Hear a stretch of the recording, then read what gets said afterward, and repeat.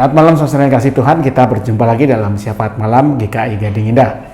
Tak terasa sudah 3 lilin menyala dalam rangkaian minggu Advent kita. Artinya kita telah tiba di minggu ketiga dari rangkaian minggu Advent. Berarti minggu ketiga dalam penantian kita menjelang perayaan Natal. Nah, kita semua tahu Advent bermakna penantian. Tetapi kalau kita mau jujur, buat kita manusia modern ini menunggu, apalagi menunggu sesuatu yang tidak jelas kapan akan datang, kapan akan tiba, pastilah bukan sesuatu yang populer. Apalagi kita sekarang hidup di zaman serba instan, semua serba seketika, ya, hanya dengan sentuhan jari apa yang kita mau bisa langsung terwujud. Pesan makanan hanya dengan sentuhan jari, dalam sekejap tiba di hadapan kita. Mau bikin kopi, tidak perlu repot-repot, cukup buka sebuah saset, tuang, siram air panas, jadi kopi instan, mie instan, semua serba instan, serba cepat, sehingga kita juga enggan menanti untuk urusan-urusan yang lain, ya. Kalau bisa cepat, kenapa berlama-lama, ya? Kalau perlu keluar uang lebih, yang penting urusan saya beres dengan segera. Itu yang kita inginkan. Nah, tapi masalahnya saudara, dalam hidup ada hal-hal yang memang membutuhkan penantian. Tidak bisa sesegera dan seinstan itu. Urusan-urusan tentang misalnya, ya, urusan tentang percintaan, relasi, itu membutuhkan yang namanya proses. Proses satu masa di mana satu hal itu bekerja, berproses sampai dia benar-benar jadi. Dan proses inilah yang sekarang seringkali kita ingin lewati karena kita ingin memperoleh sesuatu yang sifatnya instan, segera, seketika itu juga jadi di hadapan kita. Padahal kalau kita membaca Alkitab, kita bisa menemukan bahwa Allah adalah Allah yang hadir dan berkarya dalam proses. Peristiwa Natal misalnya, kalau Allah mau, Allah tentu bisa. Saya yakin Allah bisa menyelamatkan manusia dengan seketika, dengan sekejap. Selamatlah manusia, bebaslah dari dosa-dosanya. Tetapi peristiwa Natal, Advent, mengajarkan bahwa Allah memilih berkarya dalam proses. Ada seorang bayi yang dikandung dalam kandungan ibunya selama 9 bulan. Ketika lahir pun, tidak serta-merta sang bayi itu menjadi juru selamat yang membereskan dosa manusia. Dia bertumbuh dalam tuntunan dan bimbingan orang tuanya. Harus lari dulu ke Mesir karena dikejar-kejar. Lalu dia bertumbuh sebagai kanak-kanak dengan segala proses yang dijalaninya. Dia belajar, Tuhan Yesus itu belajar di sinagoga, dia mengenal firman Allah.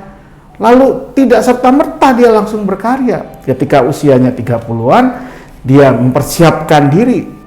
Dia dibaptis oleh Yohanes Pembaptis. Dia harus menempuh pencobaan di padang gurun. Baru kemudian ia berkarya. Dan kalau kita bandingkan masa Tuhan Yesus berkarya dibanding seluruh hidupnya, proses yang ia jalani begitu panjang, 30-an tahun, dan dia hanya berkarya sekitar 3 tahun. Oh, itu kalau dengan pola pikir modern tentang sesuatu yang serba cepat, instan, karya keselamatan Tuhan dalam Tuhan Yesus itu sungguh tidak efektif. Tapi itu cara yang Tuhan pilih. Mazmur 37 ayat 7a mengatakan demikian, saudara. Mazmur 37 ayat 7a, berdiam dirilah di hadapan Tuhan dan nantikanlah Dia. Berdiam dirilah di hadapan Tuhan dan nantikanlah Dia. Kita diingatkan untuk sesaat berdiam di hadapan Tuhan, mengheningkan diri dan menantikan proses yang sedang Tuhan kerjakan. Ini bukan berarti kita tidak melakukan apa-apa, saudara. Tapi bahwa kita siap ketika kita memang harus menanti. Dan menanti itu berarti sesuatu yang aktif sebetulnya. Kita bekerja, kita mengupayakan yang terbaik sambil menantikan Tuhan mewujudkan rencana sukacitanya.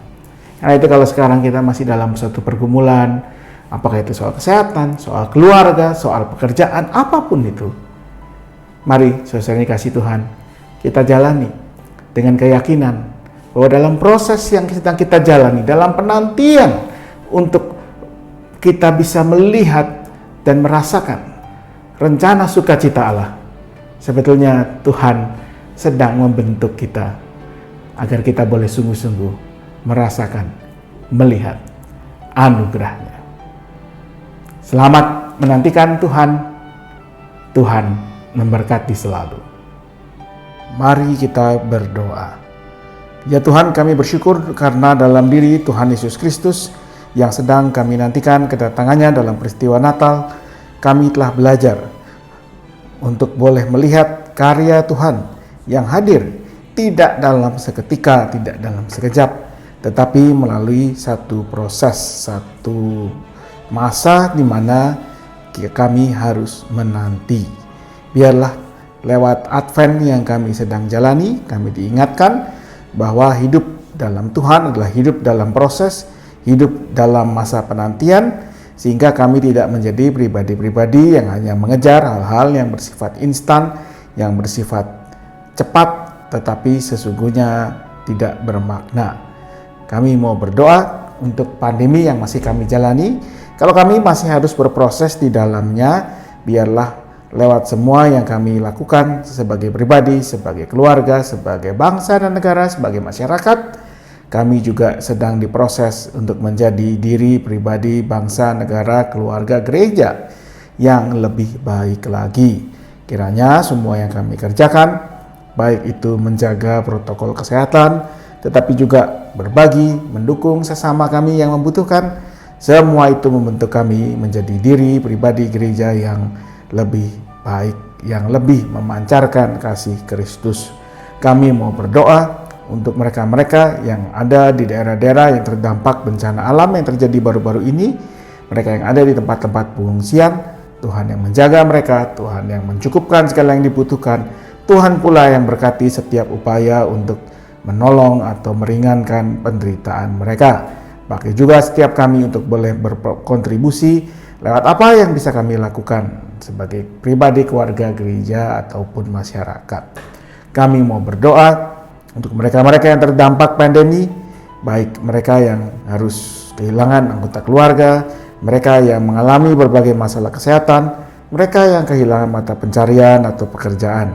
Tuhan yang beri kekuatan yang lebih, Tuhan bukakan jalan-jalan yang baik, Tuhan yang boleh nyatakan apa yang baik untuk mereka, sehingga mereka boleh melewati masa-masa ini. Bahkan mereka seperti kami juga boleh terus berproses, agar pandemi ini justru membuat kami makin peduli, makin mau menyatakan kasih Tuhan kepada sesama. Kami mau berdoa untuk keluarga kami, untuk setiap pergumulan yang kami hadapi. Kami berdoa untuk relasi di antara anggota keluarga di tengah situasi yang tidak menentu ini. Kami berdoa untuk anak-anak kami yang masih dalam masa pertumbuhan, tetapi juga harus menghadapi situasi yang tidak biasa, baik secara fisik tetapi juga psikologis. Biarlah Tuhan yang tetap melindungi, menguatkan, dan menyertai mereka. Kami mau menyerahkan istirahat kami malam hari ini hanya dalam satu nama, Yesus Kristus, Tuhan dan Juru Selamat kami yang hidup. Amin.